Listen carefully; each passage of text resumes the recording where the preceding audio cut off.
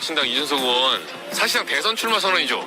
그렇죠. 이게 뭐 아직까지는 대선이 확정된 건 아니기 때문에 사실상으로 받아들여야 되는데, 네. 근데 뭐 대선이 생긴다면 참여하겠다는 의지를 밝힌 거죠. 네, 알겠습니다. 오늘 아주 긴 시간에 거의 한 1000명 온 것 같아요.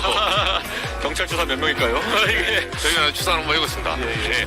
전환길 강사님이 어제 이제 부산역에서 계엄이 아니라 계몽령이다 부정선거 말씀하셔서 어떻게 보십니까? 그분이 역사를 하신 분인데 그게 어떤 개념에서 그런 발상이 나온지가 참 이해가 안 가거든요. 저는 비상식 또는 반지성에 대한 우리의 경계심은 더 엄격하게 가져가야 된다.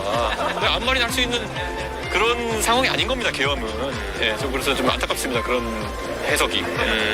지금까지 계엄을 옹호하고 뭐 탄핵을 옹호하고 이런 보수주의와 결별을 말씀하셨는데 새 보수주의의 어떤 핵심 가치는 뭐가 된다고 보십니까? 저는 보수가 원래 안보, 교육, 경제 이런 곳에서는 진보보다 이제 비교 우위를 가지고 가야 된다 이런 생각인데 지금 윤석열 정부의 교육이 어디 있고 안보가 어디 있고 경제가 어디 있습니까? 저는 검찰 정치밖에 없었다 이런 생각인데 그런 영역을 다시 구축하는 것이 굉장히 중요하다. 그래서 저는 특히 교육의 방점을 좀 찍고 이렇게 이야기를 많이 할 건데요. 교육 문제 심각합니다. 그리고 아까 말했던 것처럼 AI나 이런 것가 다 있고요.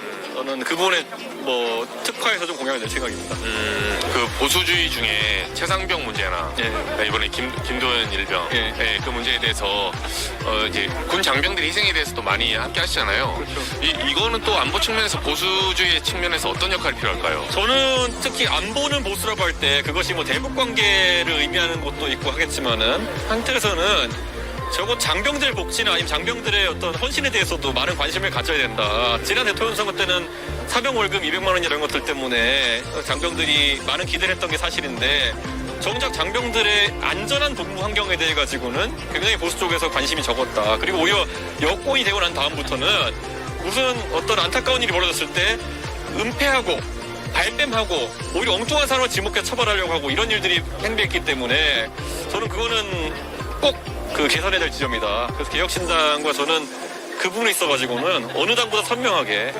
가장 중요한 건 우리 장병들의 안전과 그리고 또 그 군생활 자체가 합리적으로 이루어질 수 있게 하는 것이다. 이런 생각을 하고 있습니다. 보수 집권당 두 번에 걸쳐서 두 분 다 탄핵을 옆에서 목도를 하게 됐어요.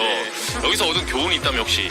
이게 메뉴판에 메뉴가 두 개밖에 없어서 그런 것 같습니다. 그러니까 뭐 저는 어쨌든 보수적인 정책적 성향을 가진 사람이고 근데 하필 있는 보수 주자가 저런 결함 있는 주자인 경우 아니면은 뭐 통치하는 과정에 극우성을 드러내는 경우 이런 게 생기는 거기 때문에 결국은 이거는 메뉴의 다변화밖에 없다.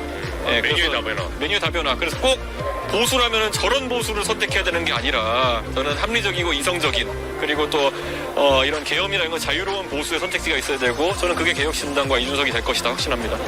범보수 쪽 주자들이 총 4명이에요. 이 의원님 포함해서 뭐 범보수라면 오세훈 시장, 홍준표 시장, 뭐 한동훈 전 대표, 뭐 김문수 장관 등등 있는데 이들과의 향후에 대선에서 뭐 연대나 뭐 이런 관측은 좀 어떻게 보세요? 한동훈 장관 빼놓고는 저랑 다 개인적인 인연들이 있는 분이고 저랑 뭐 사적으로는 친하게 지내는 분들이지만은 한편으로는 그분들이 최근에 너무 정치적으로 저랑 멀어진 것 같아가지고 안타깝습니다. 물론 이재명 대표보다 가깝겠지만은 과거의 바른정당과 자유한국당 정도의 그런 간극입보다 더 멀어 보입니다. 이건 계엄이잖아요. 그렇죠. 근데 그분들이 좀 더 선명한 입장을 밝혀줘야 뭐 단일화 이런 건 염두에 안 두고 있는데 어떤 특정한 사안에 대해서는 공동 전선이라든지 뭐 정책 공유나 이런 거 할 수 있을 텐데 지금은 그게 너무 멀리 가버렸습니다. 계엄에 대해서는 절대 타협할 수 없다.